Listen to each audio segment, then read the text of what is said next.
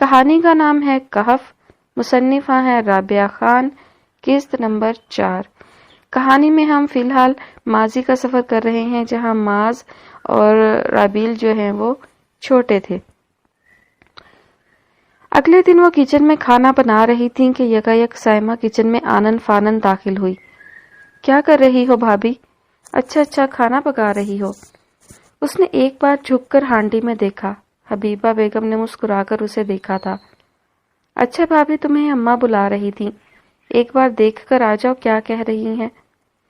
چلو میں آتی ہوں۔ وہ سالن کی آنچ مدھم کر کے پلٹی تو سائمہ نے ایک کمینی سی مسکراہٹ کے ساتھ انہیں پلٹ کر دیکھا اور پھر نمک کا ڈبہ کھول کر مٹھی بھر نمک سالن میں ڈال دیا۔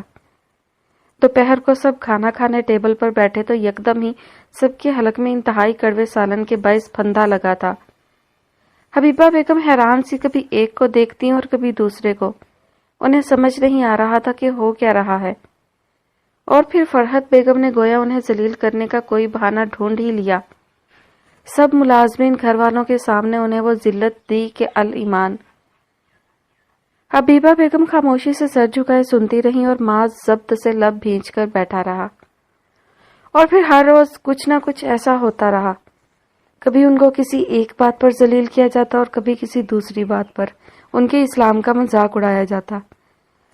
حبیبہ دن بہ دن تھکنے لگیں۔ وہ دن بھر کوشش کرتیں کہ کوئی بھی شکایت کا موقع فرحت یا سائمہ کو نہ ملے، لیکن روز کچھ نہ کچھ ان کے کھانے میں نکل ہی آتا تھا۔ معاذ سب کچھ خاموشی سے دیکھتا رہا، اور ایک دن جب سب خواتین کے سامنے فرحت بیگم نے حبیبہ بیگم کے گال پر تھپڑ رسید کیا تو وہ رہ نہیں سکا۔ اس نے اپنی ماں کا ہاتھ پکڑ کر انہیں اپنے پیچھے کیا تھا۔ اس کا قد اب کے حبیبہ سے 2 انچ لمبا تھا۔ سرمئی آنکھیں غصے سے دہک رہی تھیں اور مٹھی بھینچے وہ کڑے تیوروں سے فرحت بیگم کو گھور رہا تھا۔ کیا لڑکے، تیری ہمت بھی کیسے ہوئی میرے درمیان میں آنے کی؟ اور آپ کی ہمت کیسے ہوئی میری ماں کو ہاتھ لگانے کی؟ وہ ان پر چیخا تھا۔ کئی مہینوں کا لاوا جو اس کے اندر کسی جوالا مکھی کی طرح پک رہا تھا پھٹ کر باہر نکلا۔ یہ میرا گھر ہے، آؤ، بھاڑ میں گیا آپ کا گھر اور اس گھر کی سیاستیں۔ مجھے اس سے کوئی سروکار نہیں ہے کہ یہ کس کا گھر ہے، لیکن میری ماں کو اگر آئندہ آپ نے کبھی ذلیل کرنے کی کوشش کی تو مجھ سے برا پھر کوئی نہیں ہوگا۔ اس نے انگلی ان کے سامنے لہرا کر گویا انہیں وارن کیا تھا۔ ایک لمحے کو ساری حویلی میں سناٹا چھا گیا۔ چلتے پھرتے لوگ رک گئے، آوازیں گویا تھم گئی تھیں۔ حبیبہ بیگم نے لرزتے ہاتھوں سے اس کا ہاتھ کوہنی سے تھام کر اسے روکا تھا، لیکن وہ فی الحال ان کی جانب متوجہ نہیں تھا۔ ابھی کے ابھی میری نظروں کے سامنے سے چلے جاؤ لڑکے تم، نہیں تو مجھ سے برا کوئی نہیں ہوگا۔ خاندان کی خواتین آس پاس براجمان تھیں اور یہ لڑکا، اس لڑکے کی ہمت بھی کیسے ہوئی ان سے اس لہجے میں بات کرنے کی۔ نفرت سے انہوں نے معاذ کی جانب دیکھا تھا۔ آپ سے برا کوئی ہے بھی نہیں، کبھی اپنی زبان سے نکلتے لفظوں کو سنا ہے آپ نے؟ جانتی بھی ہیں کس قدر کڑوے لفظوں کی عادی ہیں آپ۔ اس کے لفظ نہیں تھے، وہ کوئی زوردار سا تماچا تھے جن کا نشان اب کے فرحت بیگم اور سائمہ دونوں کے چہروں پر نظر آنے لگا تھا۔ حبیبہ بیگم نے اسے اپنی جانب کھینچا اور پھر کوئی بھی بات کیے بغیر اسے کمرے کی جانب لے آئیں۔ کمرے میں آتے ہی اس کے گلے لگ کر وہ پھوٹ پھوٹ کر رو پڑی تھی۔ معاذ نے بے بسی سے انہیں چپ کروایا، لیکن اب جیسے سب کچھ اس کے ہاتھ سے بھی نکلتا جا رہا تھا۔ رات دیر تک تھک ہارنے کے بعد وقار صاحب کمرے میں آئے تو دیکھا حبیبہ سو رہی ہیں اور معاذ اپنے کمرے میں سونے کے بجائے ان کا ہاتھ تھامے بیٹھ کے سرہانے سر ٹکائے سو رہا ہے۔ وہ ان دونوں کو مسکرا کر دیکھتے آگے آئے اور آہستہ سے بیڈ پر لیٹ کر دوسری جانب کروٹ لی۔ پھر انہیں آدھی رات کو کسی کی تیز سانسوں کی آواز محسوس ہوئی تھی۔ انہوں نے چونک کر چہرہ پیچھے کی جانب گھمایا تو دیکھا کہ حبیبہ بیگم گہرے گہرے سانس لیتی اپنا سینہ مسل رہی تھی۔ وہ یکدم اٹھ بیٹھے، ان کی پیٹھ مسلی، لیکن پھر ہر رات انہیں اس طرح سے ہونے لگا۔ وہ دن بہ دن کمزور ہونے لگی تھی۔ انہی دنوں دادا کا بھی انتقال ہوا تو ساری حویلی ہی کچھ عرصے کے لیے سناٹے میں ڈوب گئی۔ لیکن پھر ایک دن وہ ہوا جس نے معاذ اور وقار صاحب دونوں کی زندگیوں کو گہری اندھیر نگری میں دھکیل دیا تھا، اور جس سے چاہ کر بھی وہ دونوں باہر نہیں نکل پائے تھے۔ اس نے کسمسا کر آنکھیں کھولی. کھڑکی کے راستے چمکیلی سی دھوپ اب کے زاویہ بدلنے پر سیدھی اس کے چہرے پر گر رہی تھی. اس نے ہاتھ نگاہوں کے سامنے کر کے بے ساختہ گرتی دھوپ کا راستہ روکا تھا. پھر سائڈ ٹیبل پر رکھا موبائل اٹھا کر دیکھا. 9 بج رہے تھے. پہلے تو اسے رات کو نیند دیر سے آئی تھی اور اوپر سے اب یہ دھوپ. اس نے دونوں ہاتھوں کے سہارے اٹھ کر بیٹھنا چاہا تو کندھوں میں یکدم ایک درد سا اترا. اس کے منہ سے ہلکی سی کراہ نکلی تھی. ان تھوڑے دنوں ہی میں اس نے لوگوں کی اتنی باتیں سن لی تھی کہ نہ صرف ذہنی بلکہ اب اس پر جسمانی اثر بھی ہونے لگا تھا. سونے کے بعد بھی یوں لگ رہا تھا گویا وہ ساری رات جاگتی رہی ہوں. اس کی تھکن گہری ہونے لگی تھی. کندھوں پر بکھرے بالوں کو ہاتھ سے سمیٹا اور بستر سے باہر نکلی. اسی پل ریتا کمرے کا دروازہ کھول کر اندر آئی تھی. اس نے بے ساختہ پلٹ کر اس کی جانب دیکھا. اسے ریتا کا چہرہ حد درجہ سنجیدہ لگا. سنجیدہ اور ذرا سفید. کیا ہوا ہے ریتا؟ اس نے بنا پلکیں جھپکائے سوال کیا. پھپھو باہر بلا رہی ہیں آپ کو رابی. وہ یہ رشتہ ختم کر رہی ہیں. بال اس کے ہاتھ سے چھوٹ کر ایک بار پھر سے کندھوں پر بکھر چکے تھے. اس کے شانوں پر یکدم جیسے بہت سا بوجھ آن گرا. آنکھوں میں بے ساختہ پانی بھر گیا. کیا؟ لیکن وہ ایسے کیسے کر سکتی ہیں؟ کیا تاریخ خود کو ایک بار پھر سے دہرا رہی تھی؟ کیا وہ بھی حبیبہ کی طرح ذلیل ہونے والی تھی؟ کیا اسے بھی اسی اذیت سے گزرنا تھا؟ کیا یہ گھر ایک بار پھر سے وہی گزرے ایام دیکھنے والا تھا؟ وہ ایسا کر رہی ہیں اور اس بار وہ اکیلی نہیں آئی ہیں رابی. اس بار وہ خاندان کے لوگوں کو اپنے ساتھ لے کر آئی ہیں. اس بار وہ بابا کی عزت کو ہرگز بھی بخشنے کے لیے تیار نہیں ہیں. ریتا کی آواز آخر میں لرزی تو وہ یکدم اس کے قریب آئی. اسے دونوں بازوؤں سے پکڑ کر اپنی جانب متوجہ کیا. ریتا تم تو میرے ساتھ ہونا. میں نے کچھ غلط نہیں کیا ہے ریتا. پھر پھپھو کیوں ایسے کر رہی ہیں؟ وہ کیوں میرا تماشا بنا رہی ہیں ہر جگہ؟ 2 آنسو لڑک کر اس کے رخساروں پر بہہ رہے تھے. ریتا نے بے ساختہ اس کے ہاتھ جھٹکے. پرشکوہ نگاہوں سے اس کا چہرہ دیکھا. رابیل کی پیشانی پر یکدم پسینہ چمکا تھا. آپ نے اپنے ساتھ ہم سب کو آزمائش میں ڈالا ہے رابی. لیکن اس آزمائش کے نتائج صرف آپ کو ہی نہیں بھگتنے ہوں گے. ان سب نتائج کا سامنا ہم سب کو بھی کرنا ہوگا. اور اگر بابا کو آپ کی وجہ سے کچھ بھی ہوا تو میں آپ کو کبھی معاف نہیں کروں گی. وہ کہہ کر پہلے پیچھے ہٹے اور پھر آخر میں اس پر ایک نگاہ ڈال کر دروازہ کھولے باہر کی جانب بڑھ گئی. رابیل کے فضا میں مولک ہاتھ بے دم سے پہلوؤں میں آ گرے تھے. آنسو یکدم ٹھہر گئے اور سب کچھ گویا رک سا گیا. کئی سالوں پہلے جب قریش مکہ نے دیکھا کہ اللہ کے رسول محمد صلی اللہ علیہ وآلہ وسلم کا دین کسی بھی کوشش سے ناکام نہیں ہو رہا تو وہ ایک دن ابو طالب کے پاس دھمکی دینے آئے تھے. بہت سے سرداران قریش اس گھر میں داخل ہوئے. باہر ریت کے گرم تھپیڑے ہر ایک کا استقبال کیا کرتے تھے. اس نے چہرے کے گرد دوپٹہ آہستہ سے لپیٹا. اب کہ اس کی آنکھیں صرف گلابی تھیں. ابو طالب آپ ہم میں عمر رسیدہ ہیں اور شرف و منزلت رکھتے ہیں. ہم نے آپ سے عرض کی تھی کہ اپنے بھتیجے کو منع کریں لیکن آپ نے منع نہیں کیا. باخدا ہم یہ برداشت نہیں کر سکتے کہ ہمارے باپ دادا کو برا بھلا کہا جائے. لہٰذا آپ یا تو اسے منع کریں یا پھر ہم اس کے مقابلے پر نکل آئیں اور تب تک نہ ٹلیں گے جب تک ایک فریق کا خاتمہ نہ ہو جائے. ابو طالب کو ان باتوں سے یکدم بہت ہی بوجھ محسوس ہونے لگا تھا. قریش کی دشمنی سے وہ بخوبی واقف تھے. وہ ان کے حوالے اپنے بھتیجے کو نہیں کر سکتے تھے سو انہوں نے سرداروں کا مطالبہ اللہ کے رسول محمد صلی اللہ علیہ وآلہ وسلم کے سامنے رکھ دیا. اس نے ایک اور طے چڑھا کر خود کا عکس آئینے میں دیکھا تھا. گلابی سی نمی میں اب کی ہلکی سی سرخی گھلنے لگی تھی. اس کے ہاتھ لرز رہے تھے اور دل آہستہ آہستہ سکڑ کر پھیل رہا تھا. لیکن وہ اپنے دوپٹے کو یوں ہی لپیٹتی رہی. چچا جان واللہ اگر یہ لوگ میرے ایک ہاتھ پر سورج اور دوسرے پر چاند رکھ دیں تب بھی میں اپنے فیصلے سے نہیں ہٹنے والا. اس نے کمرے سے قدم باہر نکالے. قریش مکہ کے سامنے ڈٹنا آسان نہیں تھا لیکن وہ اپنے حجاب کو بھی چھوڑ نہیں سکتی تھی. تو اس نے انہی الفاظ کو دہرانے کا فیصلہ کیا جو کئی دہائیوں پہلے اللہ کے رسول محمد صلی اللہ علیہ وآلہ وسلم نے فرمائے تھے۔ تب بھی میں اس کام کو نہیں چھوڑ سکتا، یہاں تک کہ یا تو اللہ اس دین کو غالب کر دے یا میں اس کی راہ میں ہلاک ہو جاؤں۔ وہ آہستہ سے ان کے عین سامنے صوفے پر آ کر بیٹھی، ایک نظر حاضرین پر ڈالی۔ بابا اور زاہد چچا ساتھ ہی بیٹھے تھے، دوسری جانب صوفے پر رامین بیگم اور زرفاشا تائی براجمان تھی۔ صوفوں کے پیچھے اقبال، ردا اور شیزا کھڑے تھے۔ اس نے ذرا اور آگے نگاہ بڑھائی تو اب کے وقار صاحب کا چہرہ نظر آیا۔ وہ فکر مندی سے اسے ہی دیکھ رہے تھے۔ ان کے صوفے کے پیچھے خاندان کی چند خواتین اور کچھ مرد حضرات بھی تھے۔ اس نے پھپھو کو دیکھا جن کے بالکل ساتھ ہی ارحم بیٹھا تھا۔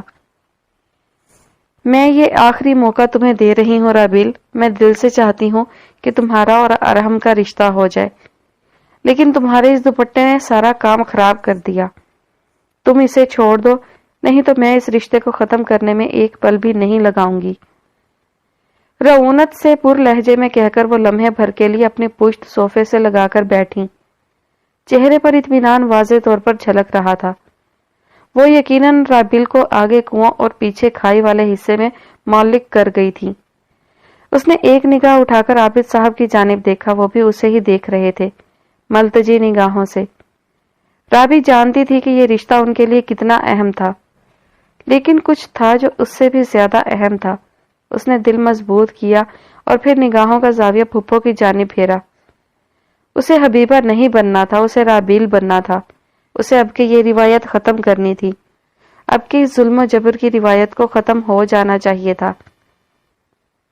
آپ لوگ میرے ایک ہاتھ پر چاند اور دوسرے پر سورج رکھ دیں، تب بھی میں اس سے پیچھے نہیں ہٹوں گی، یہاں تک کہ اللہ اس دین کو غالب کر دے یا پھر میری جان اس سب میں ہلاک ہو جائے۔ اس کی آواز آج لرز نہیں رہی تھی، اس کی آواز آج مضبوط تھی۔ اگر اس کی جان اس سب میں چلی جائے گی تب بھی اسے اس کا غم نہیں تھا، ایسا تھا تو پھر ایسے ہی صحیح۔ ہر دفعہ وہ پھپھو کو جیتنے نہیں دے سکتی تھی، ہر دفعہ اہل مکہ کا جیتنا ضروری نہیں ہوتا۔ ایک پل کو اس کے جواب پر سب کچھ تھم گیا تھا۔ پھپھو بے یقینی سے سیدھی ہو بیٹھی۔ تم جانتی ہو نا اس بات کا مطلب؟ جی پھپھو، میں بہت اچھے سے جانتی ہوں اپنی ساری باتوں کے مطالب۔ اور گھر والوں نے آج رابیل کا بالکل نیا روپ دیکھا تھا، سپاٹ، سنجیدہ اور ضدی۔ تمہیں اندازہ ہے تم کیا کہہ رہی ہو؟ کیا میں ایک بار پھر سے کہوں پھپھو؟ اس نے ایک نگاہ ارحم پر ڈالی تھی، وہ بھی بے یقینی سے اسے ہی دیکھ رہا تھا۔ میں رشتہ ابھی کے ابھی ختم کر کے چلی جاؤں گی۔ وہ جیسے اسے باور کروا رہی تھی کہ یہ اس کا آخری موقع ہے۔ سب نے بے چینی سے ایک ساتھ پہلو بدلا تھا، دل بری طرح دھڑک رہا تھا اور سانسیں رک رک کر آتی تھیں، مگر اب رابیل فیصلہ کر چکی تھی۔ یہ آپ کا اپنا فیصلہ ہے، آپ نے جو کرنا ہے کریں۔ تم اپنا بہت بڑا نقصان کر رہی ہو لڑکی۔ میں خود کو بہت سے بڑے نقصان سے بچا رہی ہوں پھپھو۔ دھم دھم جملے سائمہ بیگم کے منہ پر گویا پلٹ رہے تھے۔ وہ ویسے ہی صوفے پر بیٹھی رہی۔ رابیل عابد کو ایک ہی رات نے بدل ڈالا تھا۔ تم جانتی بھی ہو کہ اس رشتے کے ٹوٹ جانے کے بعد تمہارا کہیں بھی رشتہ نہیں ہوگا، لوگ تمہیں کتوں کی جگہ پر ڈال دیں گے۔ کوئی تمہیں تو کیا تمہاری وجہ سے تمہاری بہنوں تک کو نہیں پوچھے گا۔ کیا تم ان سب کی خوشیوں کا قتل اپنے اس بے وقوفانہ فیصلے سے کرنا چاہتی ہو؟ وہ جیسے اب کے اس کی حالت سے ہز اٹھا رہی تھی۔ رامین اور عابد نے لمحے بھر کو بے یقینی سے دیکھا تھا سائمہ کو۔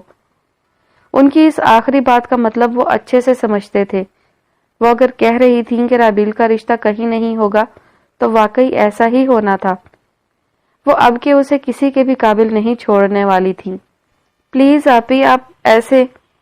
میں بھی یہی ہوں اور آپ بھی یہی ہیں پھپھو، میں بھی انتظار کر رہی ہوں اور آپ بھی انتظار کریں۔ اس نے رامین بیگم کی بات کاٹ کر بہت سکون سے کہا تھا۔ لمحے بھر کو وہ تیش سے ابل کر آگے ہوئیں۔ میں تمہیں خاندان بھر میں بدنام کر دوں گی، کوئی دوبارہ تمہارے دروازے پر تھوکے گا بھی نہیں رابیل، اور تم جلد ہی جان لوگی کہ میرے ہیرے جیسے بیٹے کو ٹھکرانے کا انجام کیا ہوتا ہے۔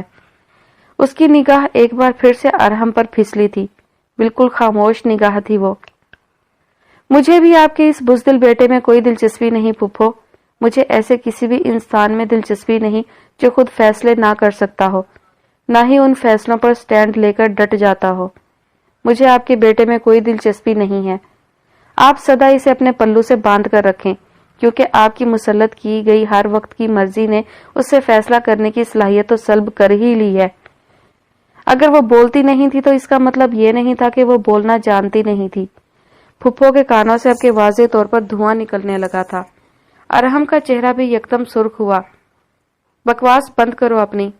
نہیں پھپھو، میرے خیال سے اب بہت ہو چکا ہے۔ نکل آئیں اس مرضی مسلط کرنے کی بیماری سے آپ بھی، کیونکہ حکمرانوں پر جب کوئی حکمرانی کرتا ہے تب بے حد تکلیف ہوتی ہے۔ ایک عرصے تک دادی نے یہ کام کیا اور ان کے بعد اب آپ اس سب کو آگے لے کر چل رہی ہیں۔ معافی مانگ لیں ابھی کے ابھی، نہیں تو ابھی آپ کو اندازہ نہیں ہے کہ جو اس دنیا کا اصل حکمران ہے وہ زمینیں کیسے الٹتا ہے انسانوں پر۔ اس کا انداز آخر میں گویا انہیں تنبیہ کر رہا تھا۔ پھپھو یکدم اٹھ کھڑی ہوئیں۔ ان کے ساتھ ہی سب اٹھے تھے، لیکن رابیل ویسے ہی بیٹھی رہی۔ اس نے صرف چہرہ اٹھایا تھا۔ میں بھی دیکھتی ہوں کہ کون کرے گا تم سے شادی۔ میں بھی دیکھتی ہوں کہ تمہارا یہ باپ اور ماں اپنے بڑھاپے کی چادر کو کہاں تک سنبھالتے ہیں۔ میں بھی دیکھتی ہوں کہ تمہارا نکاح کسی کے ساتھ ہوتا کیسے ہے۔ کوئی شادی نہیں کرے گا تم سے۔ سب ٹھکرائیں گے، دھکے دیں گے اور گالیوں سے نوازیں گے، لیکن اب کوئی تم سے شادی ہرگز نہیں کرے گا۔ میں ایسا کرنے ہی نہیں دوں گی کسی کو۔ اس کی نسوانیت پر بہت گہرا وار کیا تھا سائمہ بیگم نے۔ یک لگت ہی اس کے سینے میں درد کی ایک شدید لہر اٹھی۔ لمحے بھر کو اپنے ماں باپ کا چہرہ نگاہوں کے سامنے گھوما تو اس کا دل لرز کر رہ گیا۔ یا اللہ، وہ کیا کرے؟ وہ کہاں جائے؟ اس کی آنکھیں دھواں دھواں ہونے لگی تھی۔ معاذ کرے گا اس سے نکاح۔ اس آواز پر سب نے وقار صاحب کی سمت دیکھا تھا۔ ہاں، اب وہ وقت آ گیا تھا کہ وہ اس پیاری سی لڑکی کو ان ظالم لوگوں سے آزاد کروا لیتے۔ اگر رابیل کی شادی ارحم سے ہو بھی جاتی، پھر بھی ساری زندگی کا روگ اس کے ساتھ رہنا تھا، اور وقار صاحب اب کے کسی اور حبیبہ کو گھٹ کر مرتے نہیں دیکھ سکتے تھے۔ کیا کہا بھائی صاحب آپ نے؟ سب سے پہلے سائمہ بیگم ہی بولی تھیں۔ باقی سب کو تو گویا رابیل سمیت ہی سانپ سونگھ گیا تھا۔ میں نے کہا کہ رابیل سے معاذ نکاح کرے گا، اور اس نے وقار صاحب کو آج پہلی بار اس قدر درستگی سے بولتے ہوئے دیکھا تھا۔ تمہیں کوئی اعتراض ہے عابد؟ ایک لمحے کو رک کر عابد صاحب سے اجازت چاہی۔ وہ اس قدر عجلت سے پر لمحے بھر کو بوکھلائے۔ بھائی صاحب، اعتراض ہے یا نہیں؟ سب لمحوں میں جیسے الٹ پلٹ ہو گیا تھا۔ وہ بے یقین نگاہوں سے بابا کو دیکھے گئی۔ ان کا سر شکستگی سے نفی میں ہلا تھا۔ سائمہ بیگم کی آنکھیں گویا پھٹ کر باہر کو آنے لگیں۔ ارحم بھی اب کے بے چینی سے ماں کو دیکھ رہا تھا، جیسے ان کا کوئی اچھا خاصا بنا بنایا کھیل انہی پر الٹ رہا ہو۔ ٹھیک ہے پھر، معاذ اور رابیل کا نکاح ابھی ہوگا، آج ہی کی تاریخ میں، اسی وقت۔ اور تم سائمہ، ایک لمحے کو رک کر سرخ نگاہوں سے ان کا چہرہ دیکھا تھا، تم اس نکاح کا کھانا اب کھا کر ہی جانا۔ اگلے ہی لمحے اب وہ فون کان سے لگائے کسی کو کال کر رہے تھے شاید۔ سرد نگاہیں اب تک سائمہ پر جمی تھیں، جو پتھر کا مجسمہ بنی پھٹی پھٹی نگاہوں سے وقار صاحب کا چہرہ تک رہی تھی۔ دوسری جانب وہ سادہ سی جینز ٹی شرٹ میں ملبوس ریسٹورانٹ کی کچن میں کھڑا کٹنگ بورڈ پر کھٹا کھٹ پیاز کاٹ رہا تھا۔ اس کا فون بجا تو اس طرف متوجہ ہوا۔ کال ریسیو کر کے فون کو کان اور کندھے کے درمیان پھنسایا۔ ابھی کے ابھی دادا کے گھر پہنچو، تمہارا نکاح ہے رابیل کے ساتھ۔ فون بند ہو چکا تھا۔ اس نے لمحے بھر کو بے یقینی سے فون کو ہاتھ میں لے کر دیکھا، اور پھر بابا کا لہجہ سمجھ آنے پر وہ سٹینڈ سے سیاہ جیکٹ جھپٹتا باہر کی جانب بھاگا تھا۔ ساتھ ساتھ وہ وقار صاحب کو بھی بار بار فون ملا رہا تھا، لیکن ان کا فون اب کے بند تھا۔ اس نے کوفت سے فون ڈیش بورڈ پر ڈالا اور گاڑی کو تیزی سے موڑتا آگے بھگا لے گیا۔ فیصل نے ایک لمحے کو اسے اس طرح سے عجلت میں جاتے دیکھا تھا، سب جیسے لمحوں میں ہی تلپٹ ہو کر گویا کیا سے کیا ہو گیا تھا۔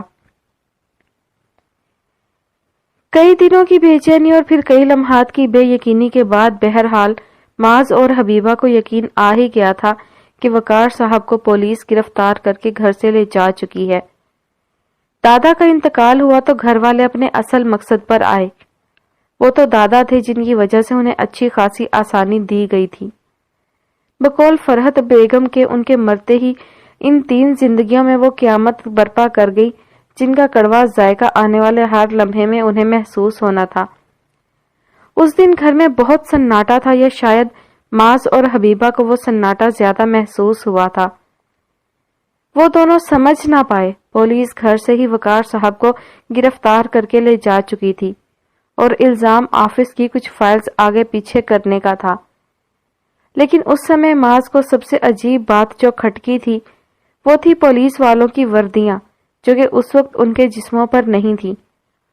وہ لوگ سول لباس میں ملبوس اہلکار تھے، اور یہ راز تو اس پر عرصے بعد کھلا تھا کہ وہ کوئی پولیس والے تھے ہی نہیں۔ وہ تو چند کرائے کے لوگ تھے جنہیں بھرپور منصوبہ بندی کے ساتھ وقار کو گرفتار کرنے کا ڈرامہ رچانا تھا۔ سو وہ انہیں کسی بھی قریبی تھانے لے جانے کے بجائے اپنے ہی کسی ٹارچر سیل میں لے گئے۔ معاذ نہیں جانتا تھا کہ وہ ٹارچر سیل کس سمت میں تھا یا پھر اس کا راستہ کدھر کو جاتا تھا۔ وہ تو اس وقت معاف ذہن لیے صرف اپنی ماں کو دلاسا دے رہا تھا کہ جلد یا بدیر سب ٹھیک ہو ہی جائے گا۔ وہ چھوٹا تھا، اندر کہیں وہ بھی وقار صاحب کی اس گرفتاری پر بے حد خوف زدہ تھا، مگر وہ پھر بھی اپنی ماں کے سامنے مضبوط بن کر انہیں بہلاتا رہا۔ اسی دوران سائمہ کی شادی کا بھی شور اٹھا۔ تیاریاں اپنے عروج پر پہنچنے لگیں۔ انہی دنوں سائمہ کا دیور ارشد بھی ان کی حویلی میں آ کر رہنے لگا تھا، جس کے سامنے سائمہ اور فرحت بیگم اس قدر میٹھی بن جاتی کہ حد نہیں۔ دوسری جانب عابد صاحب بھی وقار کو ڈھونڈنے کی بھرپور کوشش کر رہے تھے، مگر وہ اپنی کوششوں کو فی الحال گھر والوں سے مخفی رکھنا چاہتے تھے۔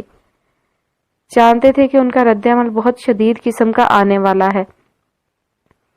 لیکن پھر کئی دنوں کی پلاننگ اور کئی ہفتوں کی خفیہ محنت کے بعد آخر کار وہ دن آ ہی گیا جو معاذ احمد کی زندگی کا سب سے تاریک دن تھا، اس کی زندگی کا سب سے بھیانک اور تاریک دن۔ حبیبہ نے اپنی عشاء کی نماز سے سلام پھیر کر دائیں ہاتھ پر بیٹھے معاذ کو دیکھا۔ اسی وقت معاذ نے ان کی جانب دیکھا تھا۔ وہ اسے دیکھ کر مسکرائیں۔ وہ نہیں مسکرا سکا۔ ان کی خوبصورت آنکھوں کے نیچے اب ہر لمحے گہرے گڑھے پڑے رہتے تھے۔ وجود حد درجہ کمزور ہو گیا تھا اور چہرے کی چمکتی رنگت گزرتے ایام کی گرد میں ماند پڑ گئی تھی۔ یہ وہ حبیبہ تھی ہی نہیں جسے معاذ جانتا تھا، یہ تو کوئی اور عورت تھی، انتہائی تھکی ہوئی اور مزمحل۔ ماں ہم بابا کو ڈھونڈ لیں گے، اس نے آگے بڑھ کر ان کے دونوں ہاتھ تھامے۔ اب کہ وہ کچھ بڑا لگنے لگا تھا، آواز بھی بھاری ہونے لگی تھی اور پٹھے مضبوط ہونے لگے تھے۔ ان کا چھوٹا سا معاذ اب بڑا ہو رہا تھا۔ وہ تھکن زدہ سا مسکرائیں، پھر اس کے ماتھے پر بکھرے بال انگلیوں سے پرے کیے۔ مجھے پتا ہے معاذ کہ تم انہیں ڈھونڈ لو گے، مجھے اپنے بیٹے پر پورا بھروسہ ہے۔ آپ بس مجھ پر بھروسہ رکھیے گا ماں، میں کبھی بھی آپ کو مایوس نہیں کروں گا۔ اس نے ان کے ہاتھ دبائے۔ اسے یاد تھا کہ ان کے ہاتھ اس وقت بے حد یخ ہو رہے تھے، ٹھنڈے برف سے۔ اگر میں کہیں گم ہو جاؤں تو تم کیا کرو گے معاذ؟ اس کے چہرے کو بے حد محبت سے دیکھ کر کہا تھا انہوں نے۔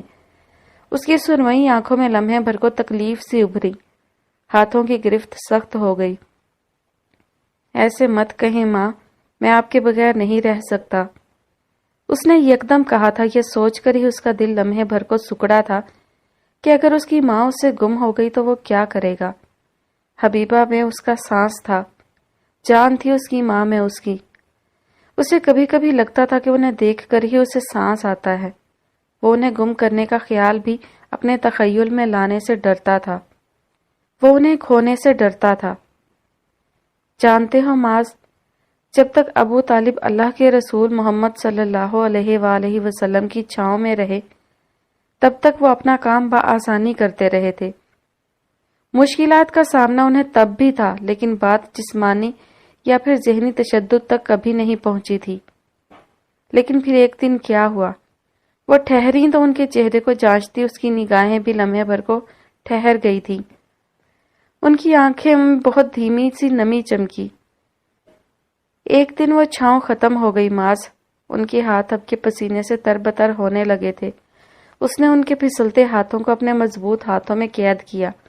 دل خوف سے اس قدر تیزی کے ساتھ دھڑک رہا تھا گویا ابھی باہر آ گرے گا۔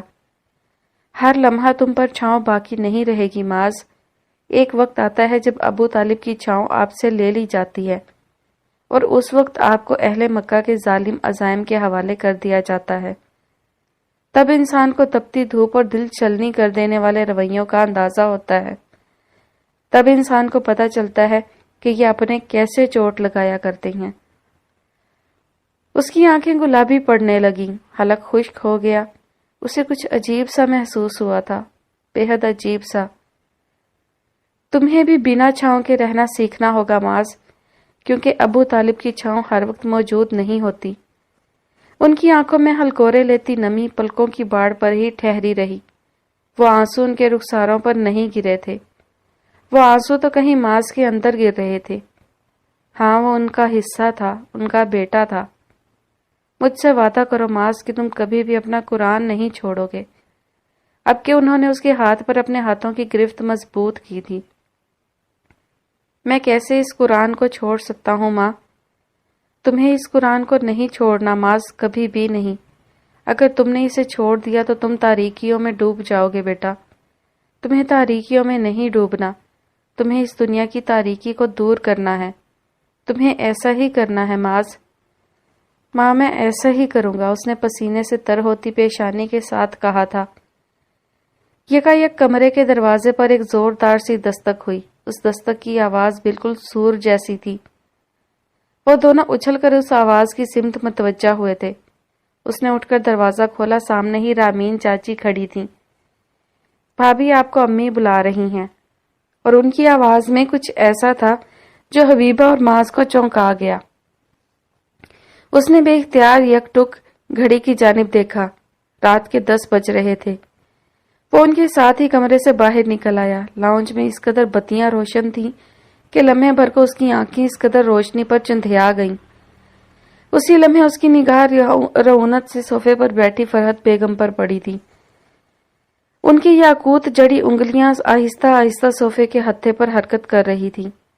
ساتھ ہی صوفے پر سائمہ براجمان تھیں، اور ان کے عین سامنے ارشد بھی بیٹھا تھا، وہی جو ان کا دیور تھا۔ اس کی گردن غیر معمولی طریقے سے جھکی ہوئی تھی، اور اس کا شرمندہ سا چہرہ دیکھ کر معاذ لمحے بھر کو چونکا تھا۔ اس کے آس پاس جھکڑ سے گردش کرنے لگے۔ کل رات تم کہاں تھی بھابھی؟ سائمہ کی پھنکار پر اس کی روح تک سنسنا اٹھی تھی۔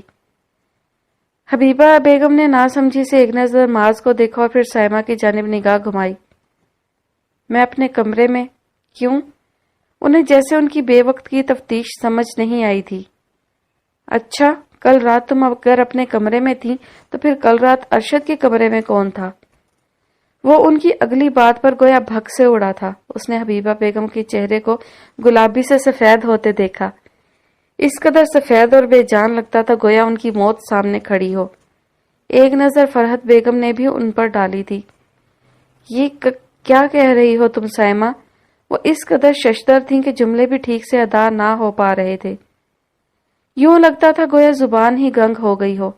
ان کے اس قدر ہکلانے پر گھر کی باقی خواتین نے اپنے منہ پر ہاتھ رکھ لیا تھا۔ حبیبہ بیگم نے خوفزدہ نگاہوں سے سب کا چہرہ دیکھا۔ یہ سامنے بیٹھا ہے ارشد، اور رات کو میں نے خود تمہیں اس کے کمرے سے نکلتے دیکھا تھا۔ میرا بھائی کیا نگاہوں کے سامنے سے ہٹا تم سے چند راتیں صبر نہیں ہوا؟ ویسے تو بڑی پاک دامن ہو تم، بڑا یہ دوپٹہ چہرے کے گرد لپیٹے رکھتی ہو، اور حرکتیں طوائفوں والی اختیار کر رکھی ہیں۔ وہ لفظ نہیں تھے، وہ کوئی بہت زہریلا سا مادہ تھا جو حبیبہ کی رگوں میں خون کے ساتھ تحلیل ہو گیا تھا۔ ان کے قدم بری طرح لڑکھڑائے تھے، معاذ کی کنپٹیاں گویا جل اٹھی تھیں، رگوں میں جیسے کوئی مرچی سی بھر گیا تھا۔ میں نے ایسا کچھ بھی نہیں کیا، یہ الزام ہے، یہ بہتان ہے۔ ہونٹوں کی لرزش اس قدر بڑھ گئی تھی کہ کوئی لفظ بھی کسی کی سماعت تک نہ پہنچ سکا تھا۔ ان کے سینے میں یکدم گھٹن سی اٹھی، دل گویا کسی اندیکھی سی زنجیر میں گھٹنے لگا تھا۔ ان کا سانس لمحوں ہی میں کسی نے روک دیا تھا۔ جھوٹ مت بولیں بھابھی، میں نے آپ کو منع بھی کیا تھا، میں نے کتنا روکا تھا آپ کو، لیکن پھر میں تو آخرکار مرد تھا، بہک ہی گیا۔ اور وہ بے دم سی ہو کر زمین پر آ گری تھی۔ معاذ نے لپک کر انہیں تھاما۔ ان کے ہونٹ بے تحاشا سفید پڑنے لگے تھے، آنکھوں کی جوت بجھنے لگی۔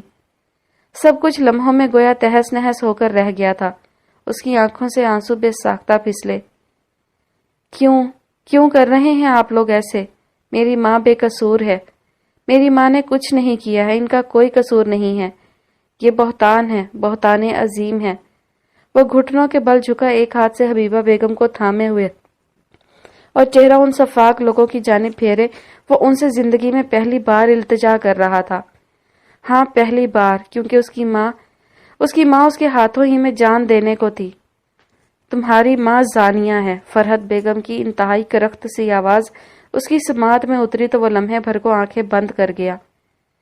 وہ بلا شبہ بہت عظیم بہتان تھا، وہ بہت عظیم بات تھی، اسے اپنا وجود ٹوٹتا ہوا محسوس ہوا۔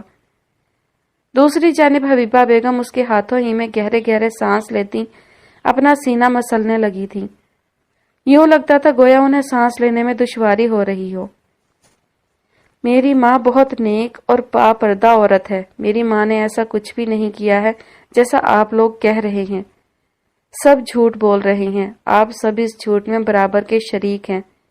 میری ماں نے کچھ نہیں کیا ہے۔ وہ مسلسل روتا ہوا ان کے ہر الزام کو رد کرتا جا رہا تھا، لیکن اس کی بات کوئی نہیں سن رہا تھا۔ ایک لمحے کو بھی نہیں سوچا بھابھی تم نے کہ وہ میرا ہونے والا سسرال ہے؟ کم از کم ایک بار تو اپنا منہ کالا کرنے سے پہلے تم میرے بارے میں سوچ لیتی۔ وہ وہیں سے بیٹھے بیٹھے بے حد افسوس سے گویا ہوئی تھی۔ معاذ کی شریانیں درد سے پھٹنے لگیں۔ میں نے کہا نا کہ میری ماں نے ایسا کچھ نہیں کیا ہے۔ میری ماں بے قصور ہے، وہ کبھی ایسا کچھ نہیں کر سکتی۔ آپ لوگ سب جھوٹ بولتے ہیں۔ وہ بچوں کی طرح روتا ہوا ان سب سے بھیک مانگ رہا تھا۔ وہ کمزور تھا، وہ کمزور پڑنے لگا تھا۔ حبیبہ کا یک وجود تھر تھر کانپنے لگا، سینہ بے تحاشا گھٹنے لگا۔ فرحت بیگم تیش سے ابل کر اٹھی اور سیدھا ان تک پہنچی۔ معاذ کو پوری قوت سے لات مار کر پرے ہٹایا اور پھر اگلے ہی لمحے اس نے اپنی زندگی کا سب سے زیادہ تکلیف دہ منظر دیکھا تھا۔ ایسا منظر لگتا تھا کہ اب کے روح فنا ہو جائے گی۔ وہ حبیبہ پر جھکی اور انہیں بے دردی کے ساتھ ہاتھ سے پکڑ کر اٹھایا۔ وہ گرے پڑے قدموں کے ساتھ ان کے ساتھ ساتھ باہر کی جانب کھینچی چلی جا رہی تھیں۔ سب باہر کی جانب ان کے ساتھ ہی بھاگے تھے۔ معاذ نے ان کے ہاتھ کی سخت گرفت سے اپنی ماں کا بازو چھڑانے کی کوشش کی، لیکن وہ اس کوشش میں کامیاب نہ ہو سکا۔ رامین اور زرتاشا اس قدر بے دردی پر اب کے رونے لگی تھی۔ وہ انہیں روکنا چاہتی تھیں، لیکن وہ بھی معاذ کی طرح کچھ نہیں کر سکتی تھیں۔ میں نے کہا میری ماں کو چھوڑیں۔ وہ ان کے ساتھ ساتھ بھاگتا ہوا مسلسل ہاتھ چھڑا رہا تھا۔ پتھریلی روش پر گھسیٹے جانے کی وجہ سے حبیبہ کا لباس جگہ جگہ سے پھٹ گیا تھا۔ دوپٹہ جو کبھی پیشانی سے سرکا نہ تھا، آج کھل کر کندھے پر آ گرا تھا۔ وہ مسلسل ان سے التجا کر رہا تھا کہ اس کی ماں کو چھوڑ دیا جائے، لیکن وہاں اسے کوئی نہیں سن رہا تھا۔ دور سے چوکیدار نے انہیں گیٹ کی جانب بڑھتے دیکھا تو فوراً آگے بڑھ کر دروازہ کھولا۔ انہوں نے ایک جھٹکے سے حبیبہ کو گھر کی دہلیز سے باہر پھینکا تھا، یوں جیسے وہ کوئی کچرے کا ڈھیر ہو، یوں جیسے ان کے وجود سے شدید بدبو اٹھ رہی ہو۔ وہ چیختا ہوا ان کے پاس دوڑتا ہوا گیا۔ اس کے پیر میں چپل نہیں تھی۔ اسے یاد تھا کہ وہ اس وقت ننگے پیر تھا۔ جتنا برداشت میں نے تمہیں کرنا تھا میں کر چکی، لیکن اس بدکاری کے بعد میرے گھر میں تمہارے لیے کوئی جگہ نہیں۔ میرے گھر میں کسی زانیہ کی کبھی کوئی جگہ نہیں ہو سکتی۔ وہ سڑک پر بے یار و مددگار گریں، بمشکل گہرے گہرے سانس لے کر خود کو ہوش میں رکھے ہوئے تھیں۔ معاذ ان پر جھکا ان کا دوپٹہ لرزتے ہاتھوں سے سر پر درست کر رہا تھا۔ اسے یاد تھا کہ اس کا وجود اس وقت زلزلوں کی زد میں تھا۔ وہ اپنے ابو طالب کو کھو رہا تھا، اس کی چھاؤں اس سے چھینی جا رہی تھی، اور اس تپتے صحرا کی دھوپ اسے ابھی سے اپنی پشت پر محسوس ہونے لگی تھی۔ اور پھر اگلے ہی پل حویلی کا دروازہ بند کر دیا گیا۔ اس نے اس جانب پلٹ کر نہیں دیکھا، وہ ابھی صرف اور صرف ماں کی جانب متوجہ تھا۔ یکایک کسی گاڑی کا گزر اس سنسان سڑک سے ہوا تو اس نے انہیں چیخ کر اپنی جانب متوجہ کیا۔ وہ کوئی اللہ کا بھیجا گیا نیک انسان تھا۔ اگلے ہی لمحے گاڑی ہلکے سے انداز میں پیچھے آئی۔ اس میں ایک خاتون اور درمیانی عمر کا کوئی مرد بیٹھا تھا۔ اسے اس سے آگے کا کوئی منظر یاد نہیں تھا۔ وہ کیسے ہسپتال پہنچا، اس نے کس طرح حبیبہ بیگم کو اسٹریچر پر لٹایا، کیسے غائب دماغی سے ڈاکٹر کے جملوں پر سر ہلایا۔ اسے یاد تھا تو بس وہ آخری لمس، وہ آخری یک سا لمس جو اس کے ہاتھ پر عرصے تک سلگتا رہا تھا، وہ لمس جس نے اسے اگلے کئی سالوں تک سونے نہیں دیا تھا۔ ڈاکٹرز روم سے باہر نکل کر گئے تو وہ شکستہ سا گیلی آنکھیں لیے کمرے میں داخل ہوا۔ وہ بیڈ پر حد درجہ زرد چہرہ لیے دراز تھیں۔ یوں لگتا تھا گویا ان کے وجود سے خون کا آخری قطرہ تک نچوڑ لیا گیا ہو۔ وہ کپ کپاتے قدموں سے آگے بڑھا۔ ہسپتال کا ٹھنڈا فرش اس کے سارے وجود کو گویا جما رہا تھا۔ آہٹ پر انہوں نے نکاہت سے آنکھیں کھول کر اسے دیکھا تھا۔ وہ بھیگے رخسار لیے ان تک پہنچا، لرزتے ہاتھوں سے ان کا مردہ سا ہاتھ اپنے ہاتھوں میں قید کیا۔ معاذ جی، اس کے آنسو پھسل کر ان کے ہاتھ پر گرے تھے۔ وہ نرمی سے مسکرائیں۔ ایک آنسو البتہ ان کی آنکھ سے بھی ٹوٹ کر کنپٹی میں جذب ہوا تھا۔ معاذ نگاہ نہیں اٹھا سکا۔ وہ اس گھٹیا الزام کے بعد اب نگاہ اٹھانے کے قابل رہا ہی کب تھا۔ ادھر دیکھو مجھے، اس نے پلکیں اٹھائیں۔ ماں کا انتہائی سفید چہرہ نگاہوں کے سامنے آیا تھا۔ جانتے ہو معاذ، حضرت یوسف علیہ السلام نے کن کو معاف کیا تھا؟ اپنے بھائیوں کو۔ اس کی آنکھوں میں ایسے سوال پر لمحے بھر کو نہ سمجھی ابھری تھی۔ ان کا سر کمزوری سے نفی میں ہلا، دوسری آنکھ کا آنسو بھی ٹوٹ کر بالوں میں جذب ہوا تھا۔ نہیں معاذ، ان کا ہاتھ ہولے ہولے اس کی گرفت سے ڈھیلا پڑنے لگا تھا۔ اس نے بے ساختہ اسے اور مضبوطی سے تھاما۔ کچھ اور بھی تھا جو اس کے ہاتھ سے پھسلنے لگا تھا۔ حبیبہ بیگم کا سانس بے اختیار تیز ہوا، سینہ تکلیف کے باعث گھٹنے لگا۔ انہوں نے اپنوں کو معاف کیا تھا۔ چھن سے کچھ ٹوٹ کر اس کے اندر بکھرا تھا۔ اس کی ماں آخر کون سی عورت تھی؟ ان کے سینے میں کون سا دل سانس لیتا تھا؟ کیا کوئی تھا جو اس کائنات میں اتنے ظلم کے بعد بھی آخری درس معافی کا ہی دے رہا ہو؟ چٹکا ہوا چاند لمحے بھر کو اس جملے پر ساکت ہوا تھا۔ ہوا کے سرسراتے جھونکوں نے پلٹ کر اس بے بس سے لڑکے کو دیکھا تھا۔ آسمان میں گردش کرتے پرندوں نے اپنے بہتے اشکوں کو بہنے دیا تھا۔ وہ وقت نم تھا، بے حد نم۔ اس نے بولنا چاہا، اس نے لب کھولنا چاہے تھے۔ وہ کہنا چاہتا تھا کہ وہ ان میں سے ایک ایک کھال ادھیڑ دے گا، لیکن وہ انہیں کچھ نہ کہہ سکا۔ وہ بہت پر امید نگاہوں سے اس کا چہرہ تک رہی تھی۔ اس میں ہمت نہیں تھی ان سے ان کی یہ آخری ہمت چھیننے کی۔ کیا تم مجھے ایک آخری بار سورہ کہف سنا سکتے ہو معاذ؟ اس نے بے چینی سے آگے بڑھ کر ان کے آنسو اپنے ہاتھوں سے صاف کیے تھے۔ بس ایک آخری بار۔ ماں ایسے مت کہیں۔ اسے کہیں بہت اندر تک تکلیف ہوئی تھی۔ میں ضرور سناؤں گا آپ کو، بس آپ ہمت مت چھوڑیں۔ میں آپ کو لے جاؤں گا، میں آپ کو ان سب سے بہت دور لے جاؤں گا ماں، بس آپ زندہ رہیں، مجھے اکیلا مت کریں۔ اس نے کہہ کر جلدی سے اپنی آنکھیں رگڑی تھی، پھر ان کا ہاتھ تھام کر سورہ کہف پڑھنا شروع کی۔ اس کی آواز بار بار ٹوٹ رہی تھی، سینہ تنگ ہو رہا تھا، سانس رک رک کر آ رہی تھی، لیکن وہ ابھی بس نہیں کر سکتا تھا۔ اسے ابھی قرآن پڑھ کر اپنی ماں کو سنانا ہی تھا، اور آخری آیت کے پڑھتے ہی اسے محسوس ہوا کہ اس کی ماں کا ہاتھ اس کے ہاتھ سے ڈھلک رہا ہے۔ اس نے چونک کر چہرہ اٹھایا تھا، خوف زدہ ہو کر ان کا زرد چہرہ تھپ تھپایا، ہذیانی انداز میں انہیں کندھوں سے پکڑ کر جھنجھوڑا۔ ماں! وہ مسلسل انہیں آوازیں دیتا اٹھانے کی کوشش کر رہا تھا، لیکن اب حبیبہ بیگم کبھی بھی جواب نہیں دینے والی تھیں، اور یہ ایک خیال کہ وہ ان کی آواز کبھی دوبارہ نہ سن پائے گا اس کی روح قبض کر رہا تھا۔ ماں اٹھیں، آپ مجھے چھوڑ کر ایسے نہیں جا سکتی۔ اس نے اب کی انہیں زور سے جھنجھوڑا، لیکن جواب ندارت۔ وہ اب اسے کبھی بھی جواب نہیں دینے والی تھیں۔ اس کے پیروں سے یکدم جان ختم ہوئی۔ وہ بے ساختہ گھٹنوں کے بل ان کے سامنے بیٹھا۔ اب وہ بالکل ہلکی ہلکی سی آواز میں انہیں پکار رہا تھا۔ یوں لگتا تھا کہ ان کے ساتھ اس کی بھی روح پرواز کر گئی ہو۔ سب جیسے مٹی کا ڈھیر بن گیا تھا، سب جیسے ختم ہو کر برفانی تودے میں تبدیل ہو گیا تھا۔ اس برف سی رات میں معاذ احمد کی دنیا گویا راکھ کا ڈھیر ثابت ہو گئی تھی۔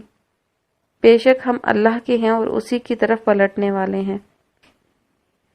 پھر اسے کچھ یاد نہ پڑتا تھا کہ وہ کدھر کو جا رہا ہے۔ اس کے قدم سڑک کے اندر کھبے کئی کانٹوں پر آئے، کئی نوکیلے پتھروں نے اس کے پیروں کو زخمی کیا اور کئی باریک جانوروں نے اسے کاٹ کھایا، لیکن اسے اب کسی چیز کا کوئی اثر نہیں ہو رہا تھا۔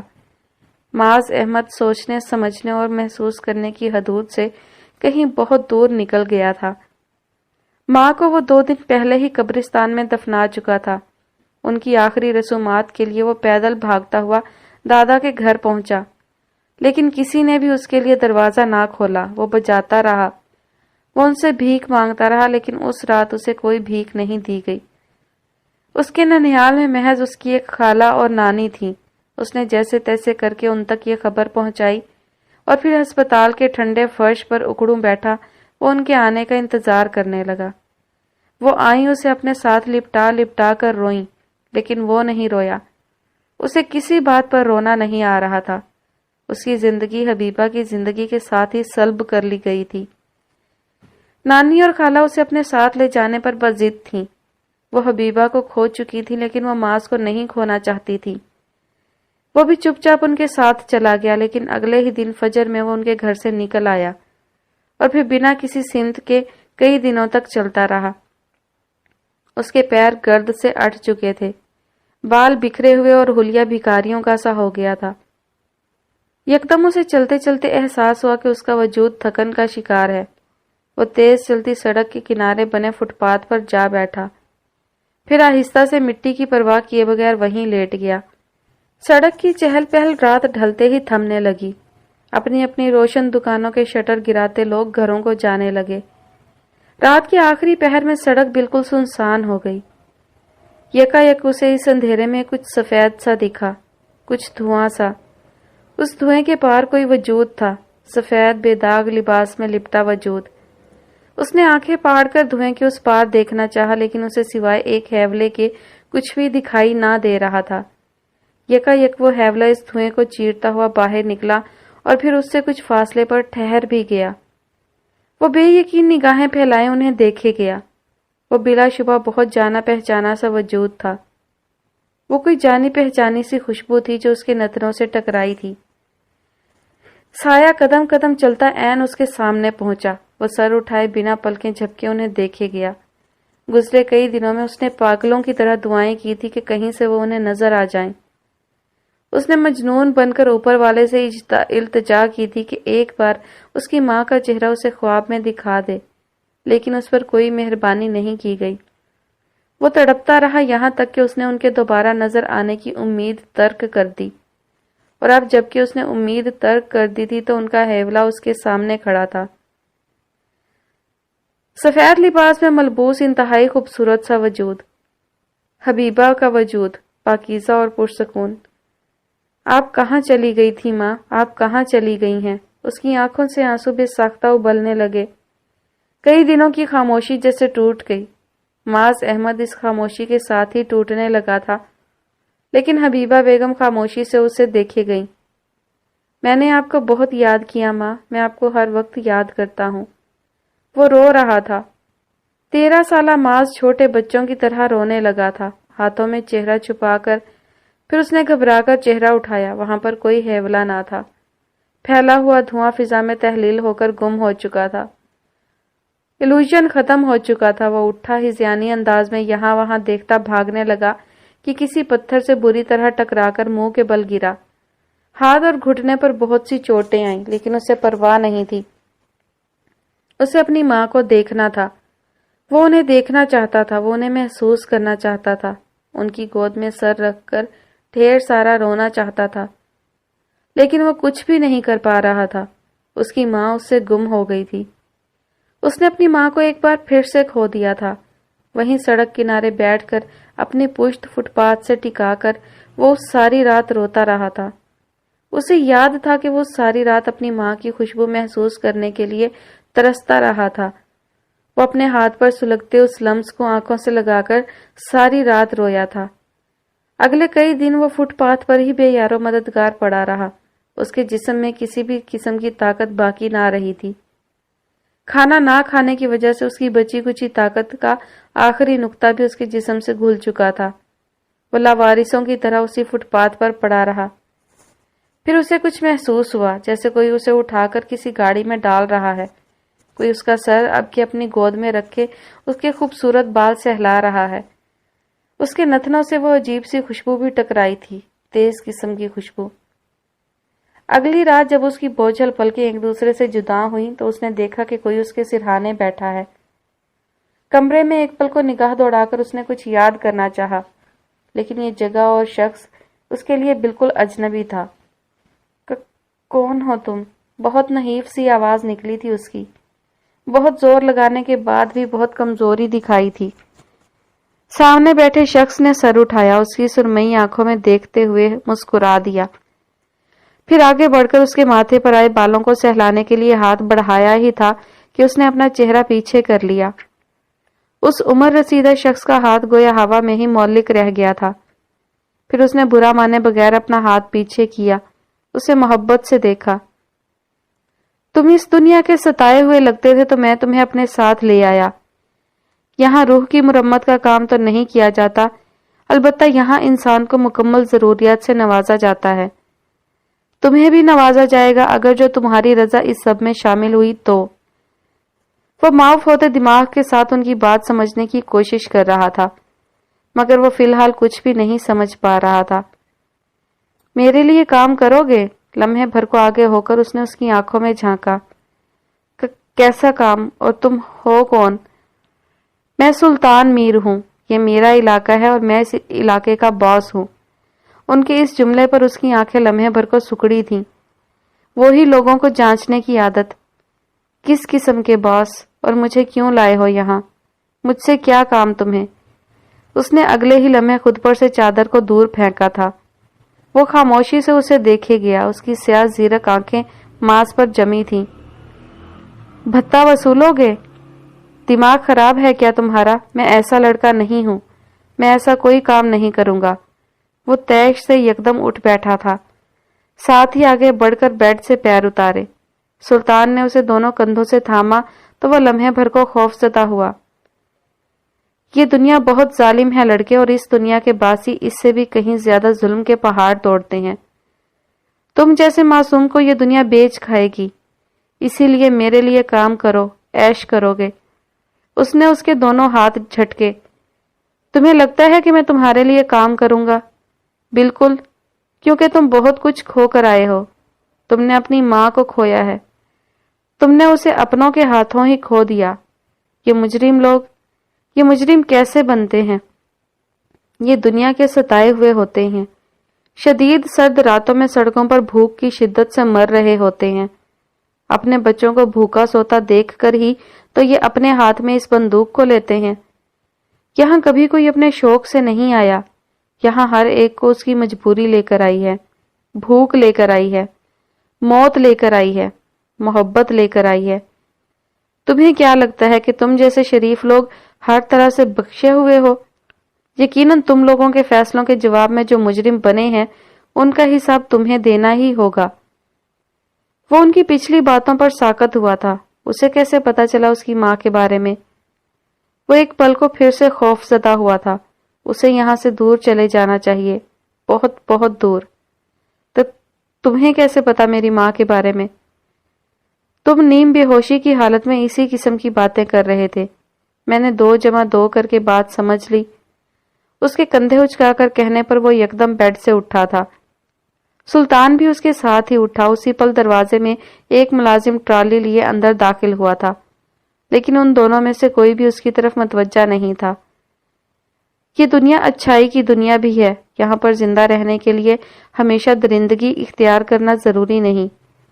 میں تمہارے لیے کام نہیں کروں گا، مجھے کوئی پرواہ نہیں کسی اور انسان کی۔ اس نے ساتھ رکھے ٹیبل کو لڑکھڑاتے قدموں سے ٹھوکر ماری اور باہر نکلتا گیا۔ دروازے میں استادہ خاص ملازم لمحے بھر کو اس کے پیچھے لپکا، لیکن پھر سلطان کی آواز پر وہیں ٹھہر بھی گیا۔ آپ اسے ایسے کیسے آزاد کر سکتے ہیں؟ آ جائے گا، وہ ضرور آئے گا۔ بھوک اور سرد راتیں بہت ظالم ہوتی ہیں شاہی۔ یہ جلد ہی پلٹے گا۔ اور پھر اگلی ہی رات جب سڑک پر بیٹھے بیٹھے اس کے پیٹ میں بھوک سے بل پڑنے لگے تو اسے اندازہ ہوا کہ یہ دنیا کیسے اتنی ظالم ہوتی ہے۔ اس نے چند ایک دکانوں پر جا کر کام کرنے کی پیشکش کی، لیکن اس کا حلیہ دیکھ کر اسے دھکے دے کر باہر نکال دیا گیا۔ وہ ان کے دروازے سے لگا بھوک کی شدت سے اب کے کھانے کے لیے بھیک مانگنے لگا تھا، لیکن اس پر رحم نہیں کیا گیا۔ وہ رات برف کی رات تھی، جسم پر ایک عدد جینز اور بٹن شرٹ ہونے کے باعث اب کہ اس کا سارا جسم گویا جم رہا تھا۔ اس نے وہ پوری رات فٹ پاتھ پر بیٹھے گزاری تھی۔ اگلے دن وہ اس بڑی سی حویلی کا دروازہ پار کرتے ہوئے لڑکھڑا رہا تھا، لیکن وہ پھر بھی یہاں چلا آیا تھا۔ چمکتے لاؤنج میں ہی اسے سلطان مل گیا تھا۔ وہ صوفے پر براجمان ہاتھ میں کوئی فائل لیے ورک گردانی کر رہا تھا۔ ساتھ اس کا وہ خاص ملازم بھی کھڑا تھا۔ آہٹ پر سر اٹھا کر دیکھا اور پھر اپنے مخصوص انداز میں مسکرا دیا۔ وہ لرزتے قدموں کے ساتھ آگے بڑھا، عین اس کے سامنے بیٹھا، آنکھیں نہیں اٹھائیں۔ اپنی عزت نفس اس کے قدموں میں جو رکھ دی تھی، بھلا آنکھیں کیسے اٹھا سکتا تھا وہ اب؟ لوگ کہتے تھے بھوک تہذیب بھلا دیتی ہے، لیکن کیا میں تمہیں بتاؤں کہ بھوک کی شدت انسان کو سب کچھ بھلا دیتی ہے۔ اسے بھی سب بھول گیا تھا، یاد تھا تو صرف اتنا کہ وہ کئی دنوں کا بھوکا تھا اور اسے کھانا کھانا تھا، بہت سارا کھانا۔ اس کے سامنے کھانا لا کر رکھا گیا تو وہ جانوروں کی طرح اس پر ٹوٹ پڑا۔ اسے آج اندازہ ہوا تھا کہ بھوک کتنی ظالم ہوتی ہے، کیسے انسان کو کیا سے کیا بنا دیتی ہے۔ سلطان خاموشی سے اسے کھاتے ہوئے دیکھتا رہا۔ وہ اس پر نہیں ہنسا، نہ ہی اس کا مذاق اڑایا، نہ اسے اس کی کچلی عزت نفس کا تانا دیا۔ شاید وہ بھی کبھی کسی کی حویلی میں اسی طرح بھوکا داخل ہوا تھا۔ پھر جب وہ کھانا کھا چکا تو ان کی جانب دیکھا۔ آنکھوں میں ٹھنڈے گوشت کا سا تاثر تھا، ایسے جیسے وہ کوئی فیصلہ کر کے آیا ہو۔ سلطان آگے ہو کر بیٹھا۔ میں کام کروں گا تمہارے لیے۔ یہ ہوئی نا بات، وہ جیسے اس کے فیصلے پر بے حد خوش ہوا تھا۔ ساتھ ٹیبل پر رکھی ریوالور اس کی جانب بڑھائی۔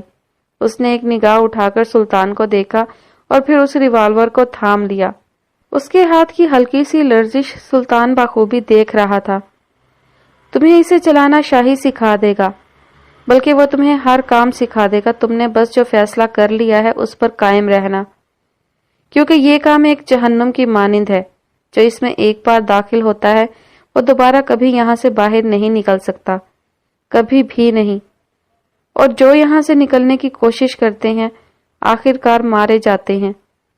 اس کی ریڑھ کی ہڈی اس آخری جملے پر سرسرا اٹھی تھی، لیکن پھر اس نے پسینے سے تربتر ہوتے ہاتھوں سے ریوالور کس کر تھاما۔ آنکھوں کے پار بہت سے منظر گردش کرنے لگے۔ اس کی ماں کا چہرہ، سورہ کہف، اپنے نیک اساتذہ کرام، نمازیں، قرآن کی آیتیں، سب کچھ اس کی نگاہوں کے سامنے تھا۔ وہ چاہتا تھا اس ریوالور کو چھوڑ دیتا، لیکن وہ اسے نہیں چھوڑ سکا۔ اس نے دل مضبوط کیا اور اسے لے کر ساتھ ہی اٹھا۔ اس نے یہاں سے نکلتے ہی اپنا سب کچھ اب کے سلطان کے پاس رہن رکھوا دیا تھا۔ وہ جانتا تھا کہ اس نے ساری نصیحتوں، سارے انداز اور ساری خوشخبریوں کو پس پشت ڈال دیا ہے۔ اس نے قرآن تھامنے والے ہاتھوں میں آج ریوالور تھام رکھا تھا۔ وہ لڑکا اس برف سی دنیا میں اب کے واقعی برف بننے لگا تھا۔ ہاں، اس نے قرآن چھوڑ دیا تھا، اور اسے چھوڑتے ہی اس نے اپنا ایک حصہ بھی اسی کے ساتھ کہیں کھو دیا تھا۔ حبیبہ کا ماز اب کے حبیبہ کا ماز رہا ہی نہیں تھا۔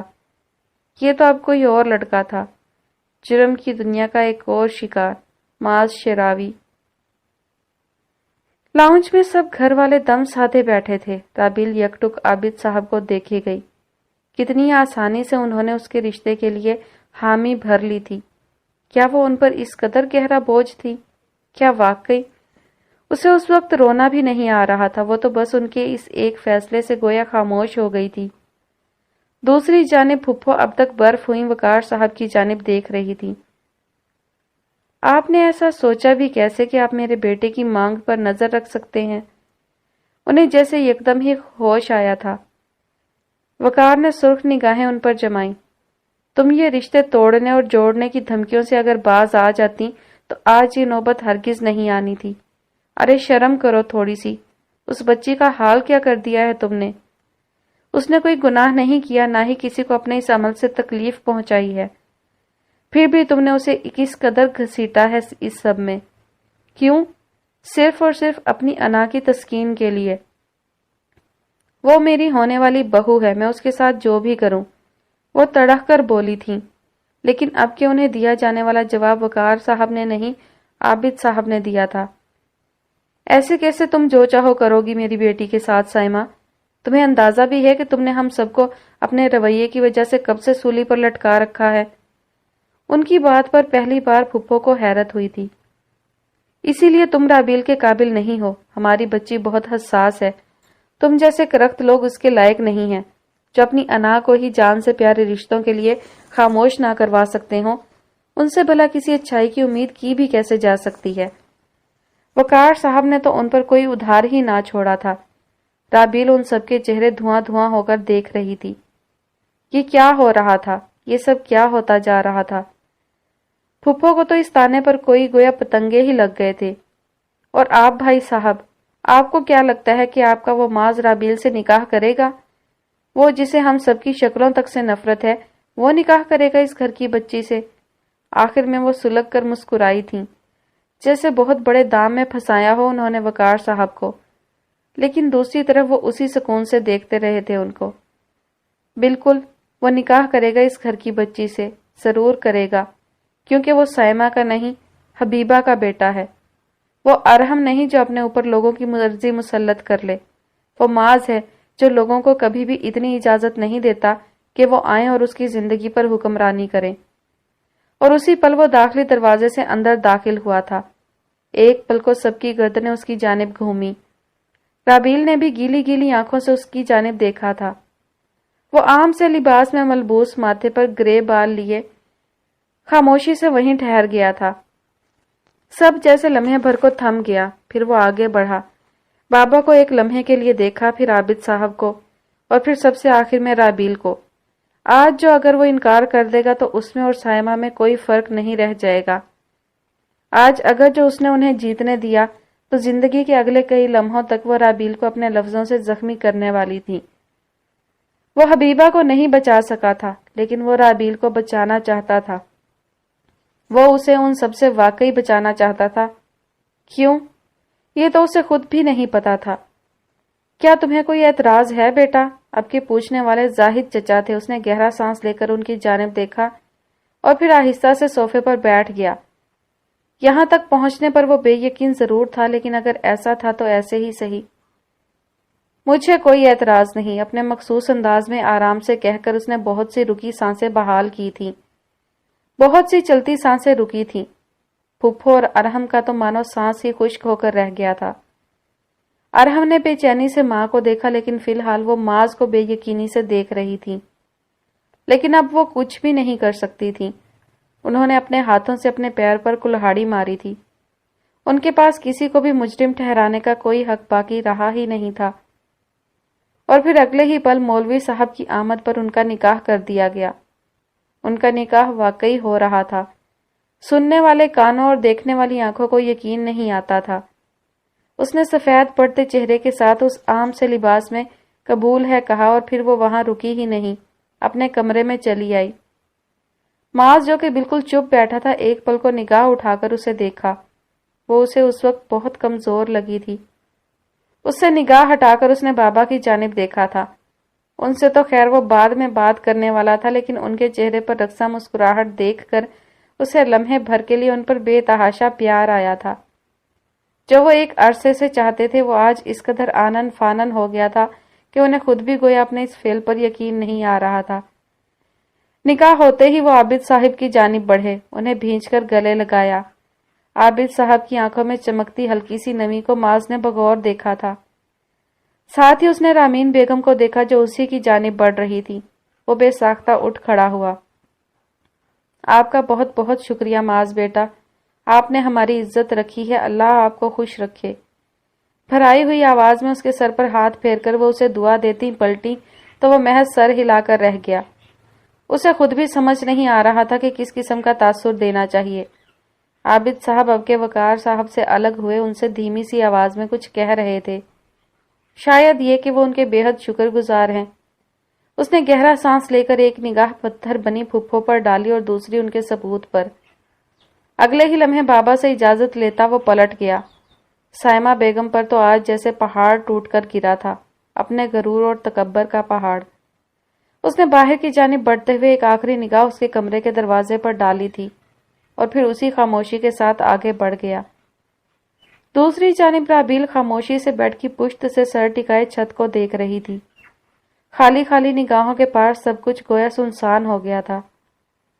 اس نے کبھی نہیں سوچا تھا کہ ارحم سے شادی ہوتے ہوتے اس کی شادی معاذ سے ہو جائے گی۔ کیا جو تھوڑی دیر پہلے ہوا وہ نارمل تھا؟ اگر وہ سب نارمل تھا تو پھر اسے نارمل کیوں نہیں لگ رہا تھا؟ بابا اس سے اس قدر بیزار تھے کہ لمحہ نہ لگایا معاذ کے لیے حامی بھرتے ہوئے، اور معاذ، اس کا ذہن ایک لمحے کو اس کی جانب بھٹکا تھا۔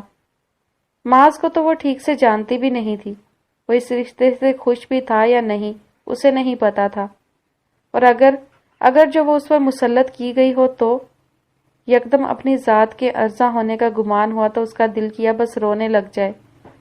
زندگی ایسے کیسے اسے کسی کے ساتھ جوڑ سکتی تھی؟ یہ سب کیسے ہو سکتا تھا؟ اور اگر یہ ہو چکا تھا تو اسے اس سب پر یقین کیوں نہیں آتا تھا؟ دکھتے سر کو اس نے ایک بار پھر سے بیڈ کی پشت سے ٹکائے اور اندر جمع ہوتی کثافت کو گہرا سانس لے کر باہر نکالا۔ اس کے اندر بہت کچھ ٹوٹ کر جڑ رہا تھا اور بہت کچھ جڑ کر ٹوٹ رہا تھا۔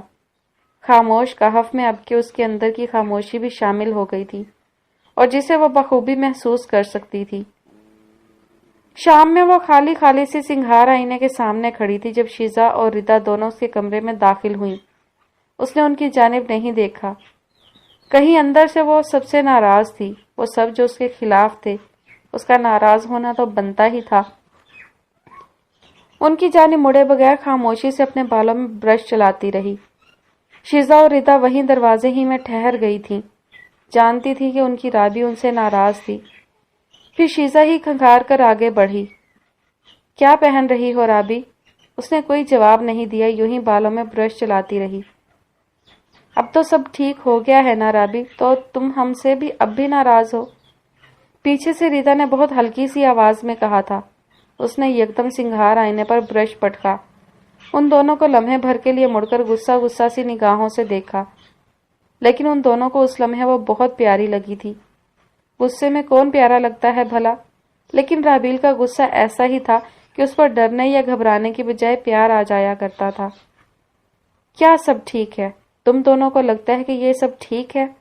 واقعی میرا نکاح ہو چکا ہے، ایسے کیسے میرا نکاح کسی کے بھی ساتھ ہو سکتا ہے؟ میں بوجھ تھی بابا پر تو مجھے بتا دیتے، ایسے مجھے سب کے سامنے عرضاں کرنے کی کیا ضرورت تھی؟ اور پھر وہ یکدم رونے لگی تھی، وہی ہر لڑکی کی طرح غصے کے آخری سرے پر رونے کی عادت۔ شیزا اور ردا دونوں نے یکدم اسے آگے بڑھ کر خود سے لگایا تھا۔ ان کی راوی بہت معصوم تھی، حالانکہ وہ ان سے بڑی تھی، لیکن پھر بھی وہ ان جیسی نہیں تھی۔ وہ چھوٹی چھوٹی سی باتوں پر رو جایا کرتی تھی، اور آج تو اس پر بہت کچھ ایک ساتھ گزر گیا تھا۔ ہم دونوں بہت سوری ہیں تم سے رابی، شیزا نے بھی نم آنکھوں کے ساتھ کہا تھا۔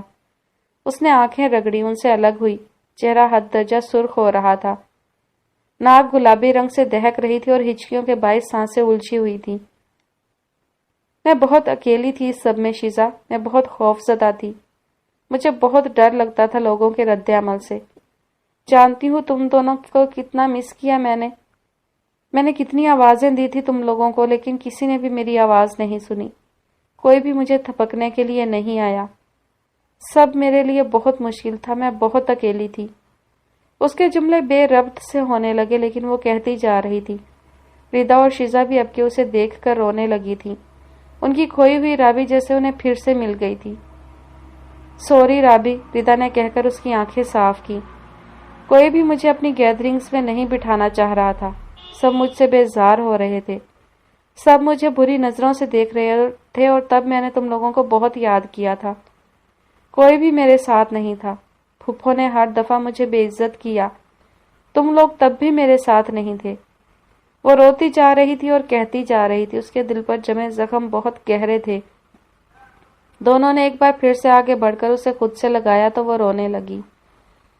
ہم اب ساتھ ہیں تمہارے، شیزا نے کہہ کر اسے خود سے الگ کیا۔ اور ماں نے ہمیں تمہیں تیار کرنے ہی بھیجا تھا، دیکھو تم نے ہمیں کن کاموں میں لگا دیا۔ ردا نے آنسو صاف کرتے ہوئے اس کی الماری کی جانب چہرہ پھیرا تھا۔ شیزا نے بھی اسے سنگھار آئینے کے سامنے رکھی کرسی پر بٹھایا۔ وہ خاموشی سے بیٹھ گئی، اس میں اب کے کسی بات پر اعتراض کرنے کی ہمت نہیں تھی۔ اس فراق کا دوپٹہ تو چھوٹا ہے رابی، تم حجاب کیسے کرو گی؟ اس نے ایک لمحے کو چہرہ اس طرف کو موڑ کر ردا کو دیکھا تھا۔ ہاں، اب کے آہستہ آہستہ وہ اسے اور اس کے حجاب کو قبول کرنے لگے تھے۔ اس کا دوپٹہ چھوٹا تھا تو میں نے اس کا بڑا دوپٹہ بنوا لیا تھا، وہیں رکھا ہے اوپر والے حصے میں، اس نے کہہ کر شیزا کو دیکھا جو مسکرا کر اسے ہی دیکھ رہی تھی۔ پھر اس کے بالوں کو پونی میں باندھا، دوپٹہ اس کے ہاتھ میں دیا اور دونوں نے دور کھڑے ہو کر اسے دیکھا۔ وہ پیاری لگ رہی تھی۔ تمہیں جتنا بھی لڑکیوں کی طرح تیار کر لو، لگنا تم نے وہی کیوٹ بچہ ہے، شیزا نے ہنس کر کہا اور ساتھ ہی کمرے سے باہر نکلی۔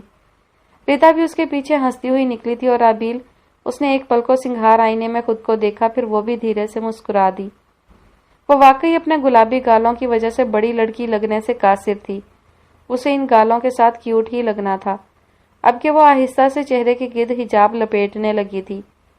آسمانی رنگ کا لانگ فراک اس کے ٹخنوں سے ذرا اوپر تھا، ان پر جھلملاتا سا باریک ستاروں کا کام اس وقت بے حد خوبصورت لگ رہا تھا۔ اسی پل دروازے پر دستک ہوئی تو اس نے چونک کر اس طرف کو دیکھا۔ وقار صاحب دروازہ کھول کر اس کے کمرے میں داخل ہو رہے تھے۔ سفید کرتا شلوار میں ملبوس وہ آج بھی بہت جچتے تھے۔ اسے دیکھ کر لمحے بھر کو کھل کر مسکرائے۔ چہرہ اس قدر روشن اور پرسکون تھا کہ رابیل کے دل پر جمع ہر زخم دھلنے لگا۔ میری بیٹی تو بہت پیاری لگ رہی ہے آج، ماشاء اللہ، اللہ نصیب اچھے کرے۔ Thank you تایا۔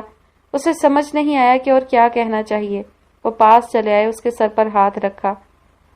میں بہت خوش نصیب ہوں جو مجھے تم جیسی بیٹی ملی ہے رابیل، میں آج بہت بہت خوش ہوں۔ ان کی آواز کی باریک سی لرزش رابیل کو بتا رہی تھی کہ وہ واقعی اس رشتے سے بے حد مطمئن اور خوش تھے۔ لیکن معاذ، کیا وہ بھی اس رشتے سے اتنا ہی خوش تھا؟ تایا، لیکن معاذ، کیا وہ بھی اس رشتے سے خوش ہے؟ اس نے ایک لمحے کو دل مضبوط کر کے پوچھ ہی لیا۔ وقار صاحب اس کے سوال پر مسکرائے تھے۔ مجھے اس کی خوشی کا نہیں پتا رابیل، لیکن میں اتنا جانتا ہوں کہ وہ اس رشتے سے راضی ہے۔ وہ اگر راضی نہیں ہوتا تو کبھی حامی نہیں بھرتا۔ تم ابھی جانتی نہیں ہو اسے، اس کی مرضی کے بغیر کوئی بھی اس سے کوئی کام نہیں کروا سکتا۔ وہ اس کے بیڈ پر اب کے بیٹھ کر دھیمی سی آواز میں اسے آگاہ کر رہے تھے۔ وہ عین اس کے گھٹنوں کے سامنے بیٹھی۔ لیکن تایا، وہ تو مجھے ٹھیک سے جانتا بھی نہیں، پھر ایسے کیسے وہ میرے لیے حامی بھر سکتا ہے؟ اس کی بے چینی ہر لفظ سے عیاں تھی۔ وقار صاحب اداسی سے مسکرائے تھے۔